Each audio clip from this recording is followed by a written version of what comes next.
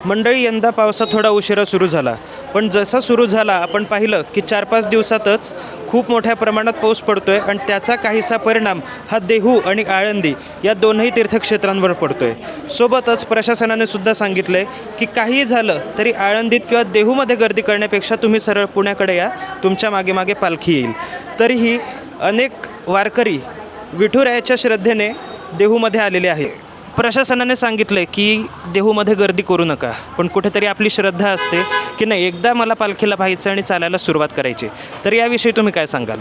श्रद्धेपोटी सगळ्या वारकऱ्यांना प्रस्थानासाठी देहूकडे येऊ वाटते. त्यासाठी लोक काही जरी झालं तरी देहूत प्रस्थानासाठी येणारच. पावसाळा खूप आहे आणि कुठेतरी मनात अशी भीती आहे की नाही की इतका पावसाळ्यात आपण इतकं पायी कसं चालणार आणि चालताना जर आजारी पडलो तर काय होईल?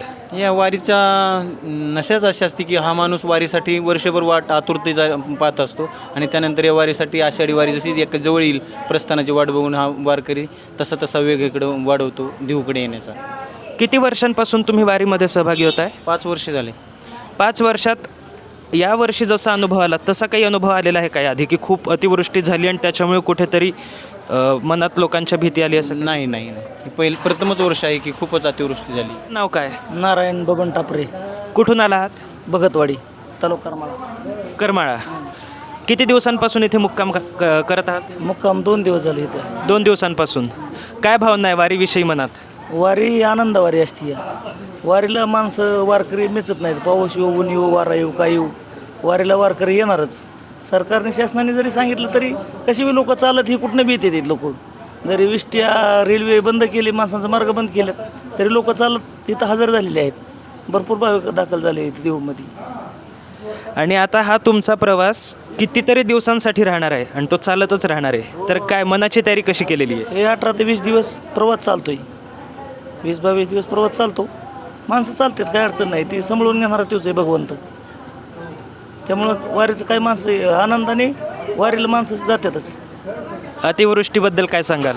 अतिवृष्टी आता चालवणारा चक्र चालवणारा तोच आहे. काय करायचं काय नाही त्याच्या हातात आहे. आपण काय करणार आहे त्याला? वारकऱ्याला सांभाळून न्यायचं काम करणार आहे तो. आबा, तुमचं नाव काय? निवृत्ती भाऊसाहेब बोले, कुठून आला आहात? दौंडवरून. दौंडून. किती दिवस झाले मुक्कामी? मुक्कामी आता काल आलोय. काल. काय वाटतंय वारीमध्ये सहभागी होताना? एकदम उत्तम. किती वर्ष झाले? आमचं 95 सालापासून येतो आम्ही. आमची दिंडी 95 सालापासून. 50 नंबर माग आमची दिंडी. 50 नंबरची. मला एक विचारायचं आहे की अतिवृष्टी खूप आहे आणि तुम्ही म्हणता की 95 सालापासून तुम्ही वारीमध्ये सहभागी होत आहे, तर 95 पासून तर आता जी अतिवृष्टी झाली, तर याच्या आधी पण असा काही अनुभव आला होता? आला होता. हा. कधी? ते 97 साली. 97 साली. मग तेव्हा दिंडी नव्हती, लोक होती. अच्छा. आणि आता कुठेतरी म्हणजे आता नक्की ह्या वर्षी जास्त पाऊस. तेच तर. कशी तुम्ही स्वतःच्या मनाची तयारी केलेली या आम्ही बाबतीत? आता कसं आहे, पाऊस पाहून सगळे लोकांची तब्येत पाहून चालत राहणार. जोपर्यंत शक्य होईल तोपर्यंत. जितके शक्य चालणारच. ठीक आहे. तर मित्रांनो, आपण पाहू शकतात की वारकऱ्यांच्या मनात नेमकी भावना काय आहे की कितीही पाऊस येऊ दे, कितीही वादळ येऊ दे, कितीही संकट येऊ दे, पण आमची वारी काय चुकायची नाही. धन्यवाद.